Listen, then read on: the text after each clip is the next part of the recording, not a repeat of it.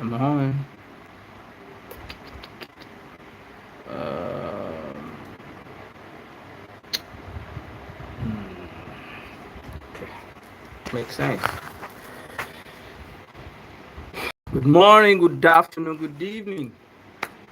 Wherever you are, I bring a greetings to you. That language has become my slogan. Eric, Yeah, I know. good See? morning, good afternoon, good evening. Please close this door. I'm live already. So, what should we do? Let's get straight to the business of the day. Uh, you're welcome once again, especially for those people that started with me from day one. I know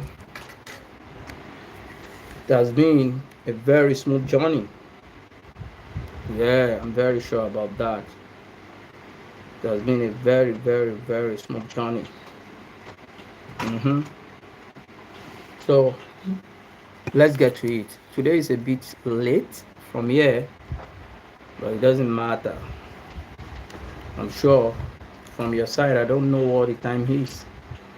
And for the people that are going to come across the video later, especially those that are not joining the live video, don't forget always share with your friend, family, neighbors, business associates, and don't forget the purpose of doing this. Still the same purpose, not changing. Live book reading and review what you should expect in the book. And don't forget the link is there on the caption. Eventually you are planning to order for yours. Don't forget, I said knowledge should not be so expensive because the cost of ignorance is way expensive. So knowledge should not be so tedious for people, especially for people that are ready to acquire it. So that's why the book is going for only $1. And we are targeting how many people? 10,000 copies. 10,000. That is the real uh, the cost of doing this to impact 10,000 people all over the world. 10,000. This is not just a book, this is not just a reading, this is liberation from a lot of people, irrespective of your colors. It doesn't matter. So let me get to it today so we won't waste much time because it's late from here. So welcome to day 3 of powerful live reading and review of poverty of the mind. This is a book that challenge beliefs of people, reshape thinking of people, and expose the unseen barriers holding people back from growth. Words holding people back from wealthy and from achieving their purpose. I said you should not bother to look more further about anything. Just focus on the information this book is giving to you. Focus on the information this book is dishing out to you. And today's section goes deeper into mental pattern. I hope you remember where we stopped the last time. Peradventure you did not, you can go back to the video. You can go and check. You can rewatch. This is day 3. It's going to be a journey of 30 days. We are going 30 days. 30 days. We are going to review this book. And don't forget, when you pick the book, I told you what it's going to do for you. So today is going to go more deeper mentally, mental patterns, what people have carrying in societal condition and internal limitations that quietly shape outcome long before money. I told you, everybody, people thought when they talk about living better life, having a positive mindset, being wealthy, it's not all about physical capital, it's not all about money, and everything starts from your mind. So outcome long before money, opportunity, or connections come into picture. This chapter we are about to review tonight forces us to ask uncomfortable but necessary questions. Truth is not uncomfortable, it's always not comfortable with people, but does not change anything that is not true. Why? Let's start by asking ourselves a very open question. Why do some people stay stuck despite efforts? They are working hard, they are doing all they could, all just to have a better living. And yet, a lot of people are still stuck. Why? Why is a question.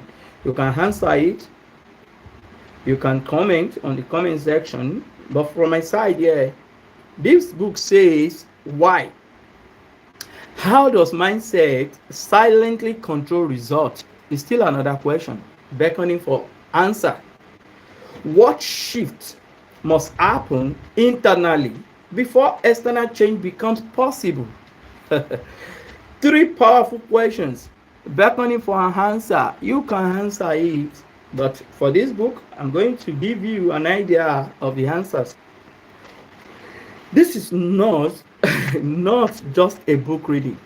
Like I said, it is a mind-opening conversation designed to awake clarity, responsibility, and intentionally thinking. You have to be intentional about anything you do. Intention. So you have to be intentional. And this book is for people that desire something. If you desire mental growth, financial and personal transformation, a new perspective on success and failure, freedom from limiting beliefs, these are the people this book meant for. Then this section is for you. Try to get your copy. Just try, get your copy. Try and get your copy. Make sure you get your own copy. So, the business of the day. The business of the day. Business of the day. You are welcome back to the day 3 of this review. And if you have been following from day 1, like I said, you already know we are not here to entertain you. We are here to confront you or that thing that has been limiting you. And today I said I want to go deeper. And this chapter,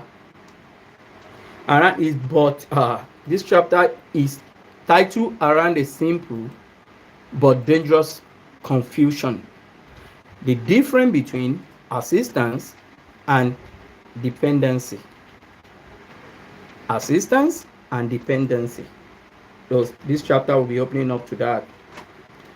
And in dictionary meaning, assistance is meant to help you stand, but dependency trains you to sit. Assistance is meant to help you stand, while dependency trains you to sit. And many people don't realize when help has quietly become a trap. You might be thinking a system is helping you. You might be thinking something you are doing helping you to grow. But if you are not mindful enough, you are entering a trap unknowingly to you. Yes, a lot of people are in this category. In section 1 on this page I am now saying the psychology of waiting. Psychology of waiting. One of the strongest themes in this chapter, we finished in chapter 5 yesterday, the reviewing, but today from chapter 6. And one of the strongest themes in this chapter is what I call psychology of waiting. Waiting for, what are you waiting for? I'm directing this question to you. What are people waiting for? Most cases, government to do everything you need. A lot of people put the blame, complain on government. Some leaders, some foreign aid. This happens mostly to nations. The nation that sees themselves that they cannot stand on their own depend on foreign aid. Some opportunities. Someone to notice you, someone to save you. This is personal. These are the category of what people usually wait for. Waiting slowly become a lifestyle. If this has become your pattern, always looking up to somebody, always looking up to a system of government, always looking up to a leader, if you are not careful, it becomes a lifestyle. You can't do things on your own. You will not take responsibility because you are thinking somebody is coming to help you. This book explains that when people wait too long for rescue, they stop preparing themselves for responsibility. When everything in your mind or your mind is waiting for somebody to come and save you, to come and help you, instead of you taking initiative, taking a decisive steps, if care is not taken, it becomes your lifestyle. So what happens if you are disappointed by that? So such people stay stagnant. You understand? So, and they stop learning, such people. They stop building themselves. They stop taking initiative. They begin to live in expectation, not intention. Please be picking the wordings in this chapter. Just pay attention to that. Watch, rewatch, and listen carefully to the wordings. Okay, this is how poverty of mind survives even when resources are available. A lot of people will forget they even have all it takes to survive, to be on their own, to make it in life, because they have been designed to wait for help from certain places, certain quarters. Some nation has been designed to wait for foreign aids all the time. So they won't be able to take a decisive decision or take an initiative, take responsibility. They won't be able to do that because their lifestyle, their system has been robust, has been surrounded by this lifestyle. Do you understand? This is the lifestyle they have been prepared to do. So this chapter of the book does not attack assistance. Don't get it twisted. Don't get it wrong. It attacks unchecked dependency. It doesn't attack any help. It doesn't mean somebody cannot help you, system cannot help you. It only attacks the unchecked dependency from people. The book makes it clear. Help that does not lead to independency is not kindness, it is control. Helps, listen to this. Help that does not lead to independency is not a kindness, it is a control, a form of control. A nation that is giving your country foreign aid at all time, they have every power to control the leadership of such country. So when the leadership of your country has been controlled, what happened to you, the common citizen of such place? You are going to, it's going to affect you in one way or the other. This is too deep. So it says when people receive help without responsibility, this is the card I'm going to use. You guys are distracting me. The phone I'm using is the card I'm going to use. So when people receive help without responsibility, such people's skills cannot grow. Skills don't grow. Confidence weakens.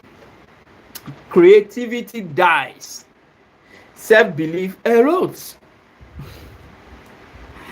Definitely, they are going to take everything from you. The people that are giving you foreign aid, giving you assistance, going to take every control, every of your power will be taken away from you.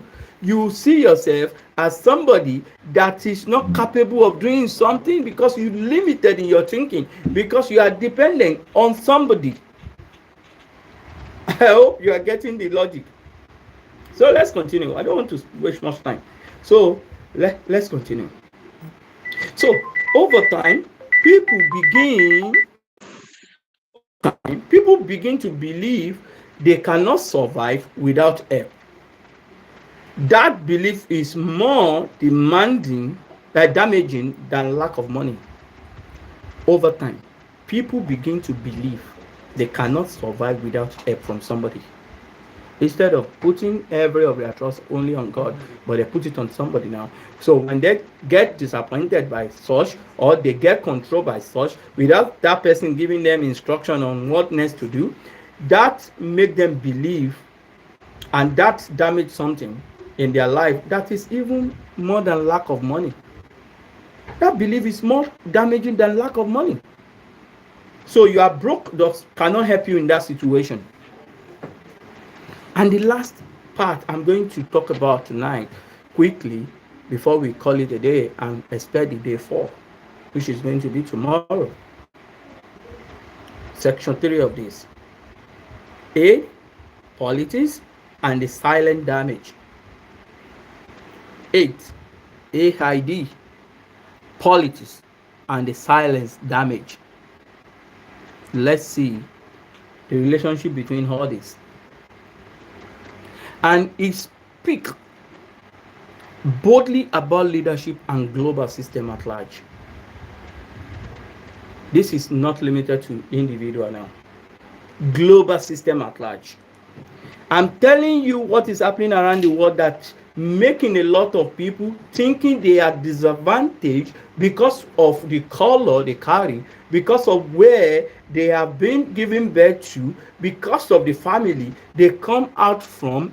The belief they have, what has been programmed in their mind, is that they can't go beyond a particular limit in life, which is a lie. It's a program that has been programmed. So purpose of doing all this is to change that narrative now, so you don't pass such thing to your own generation, to people coming behind you, to people looking up to you as a leader, to people in your community. You have to change that mindset so we don't recycle limitation. Do you understand? So let's see the correlation between these three now. 8, policy, ethics, and the silent damage it causes. Not all 8 is evil. Get that right. Not all help that comes from somewhere to people to you is evil. No. But not all aid is innocent. Some aid going to some certain nation is not for free of charge. The people giving this aid has a purpose of something to get in return. This is the picture I'm painting here. Do you understand that? Some systems benefit from keeping people dependent, because dependency creates control. Some systems of government, some system of policy, international policy, some system of government in your country, wherever you find yourself, benefit from keeping people dependent, because dependency creates control. So when you are being given an aid, somebody that you are looking up to for help all the time, the nation your country depend up to all the time, they are taking something in return. They are not doing that for charity. No, get that right. When people are always waiting, they are easier to manage, easier to influence, easier to pacify. When somebody promises you, I'm going to give you $1,000 tomorrow, do you know, before that tomorrow comes, if that person calls you throughout today, whatsoever that person is telling you likely to control your mind, because you are expecting something from that person which you don't want that person to change he or her own mind. Applicable to nations also. It's not paramount to. It's not that only related to only individual. It can be a nation at large. So they are easier to manage, easier to influence their mind, easier to pacify. So this book challenges leaders, policy makers, and even international partners with one question. Just one question. Just one question. This book is asking them, are we building capacity or are we building dependency? Are we building capacity or are we building dependence? If this book challenge leaders, policymakers, and even international partners with one question: are we building capacity or are we building dependence? This is a general and open question, beckoning for answer. Let's round up for tonight. So I said in section 4 here, the moment responsibility returns. Here is where this chapter 6 of this book become empowering. This is where it's going to open your mind to who you are, to what you can do, to the power hidden in you that you are not knowing, to your nations as well. So the book says, the moment a person accepts responsibility for their growth, mental poverty begins to break. The moment a person accepts responsibility for their growth, mental poverty begins to break. Responsibility is not blame. Responsibility is power. Mister, are you done with the email? Yeah, I'm reaching to this place. So you want me to put book? Which one should I choose? Create for yourself.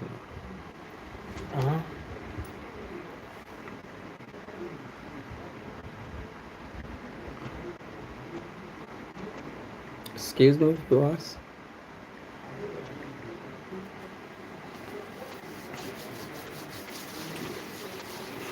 So I said the moment person accepts responsibility for their growth, mental poverty begins to break.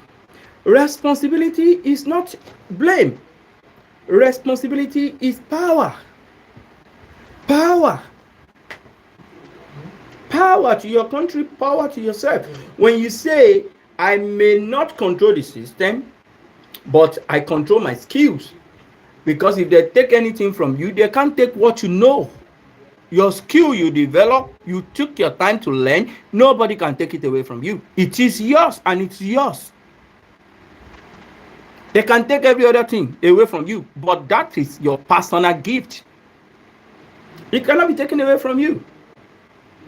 Again, I may not control politics, but I control my mindset. It is your mindset, what you carry.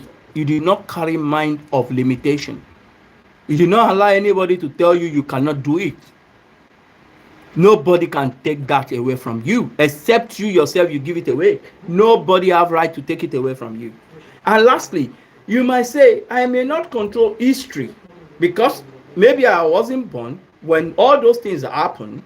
I may not be able to say much about it. What I read about history might not be detailed enough. Maybe some has been edited, has been removed, but I control my preparation for where I'm going. If I cannot control the history, what of where I'm going? I can prepare myself for future. It is my own future. I can prepare myself towards it. I can be seeing what I want to become myself and I'm working towards it. So something changes.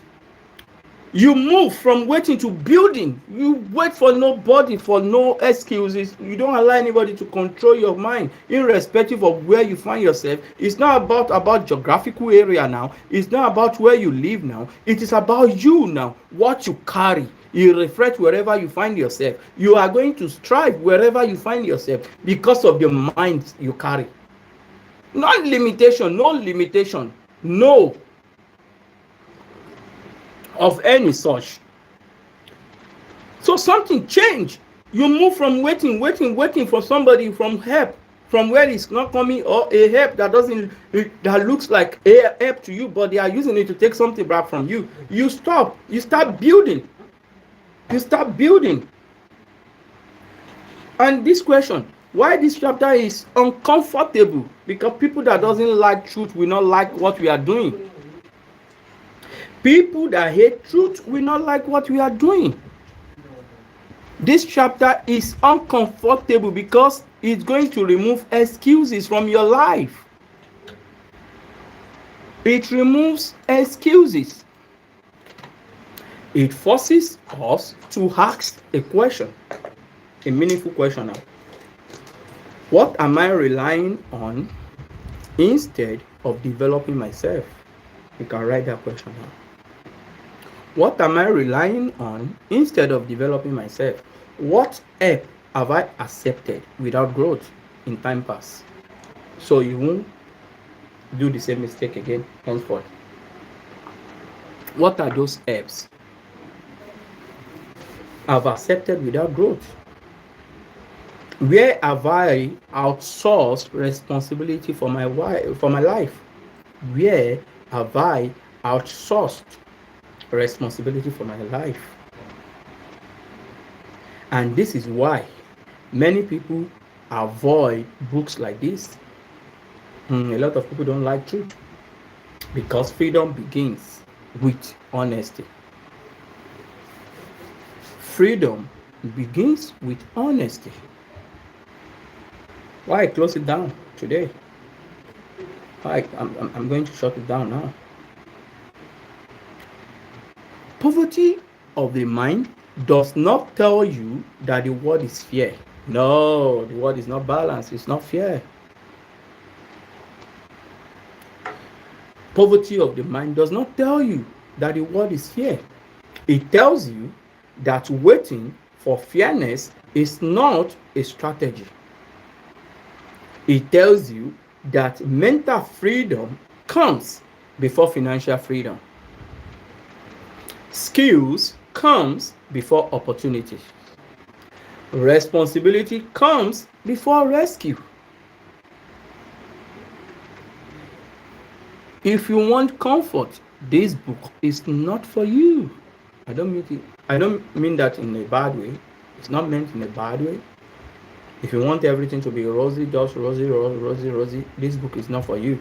If you are the type that doesn't like truth, if you are the type that are not ready to take correction, that are not ready to start afresh from your mistake, this book is not for you. If you want, these are the people this book meant for.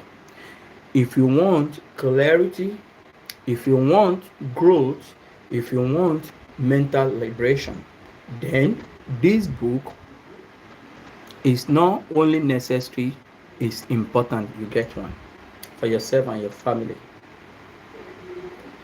It is very, very important. So, to call it a day, I don't want it to be more than 30 minutes. I invite you, read this book. Read this book. Reflect deeply on this book. Challenge what you have been taught after reading this book and begin the work of building yourself mentally, skillfully, intentionally. Start.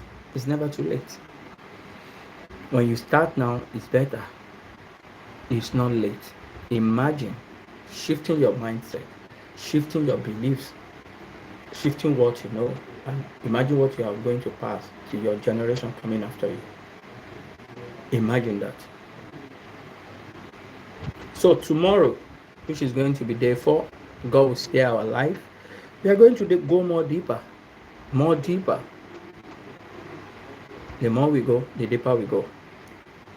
More revelation, more liberation of mindset, opening your mind, opening your eyes to see. The more you love it. So on the caption, you are going to see this book. It's on different platforms. We have it on different platforms. You can get it. It's only $1. So thank you so much for staying with me, from watching this video. Don't forget to share, to like, and to subscribe to this channel, because a lot more is coming. Cheers, and I wish you all the best. Bye for now. What happened to the email? You I open had it. to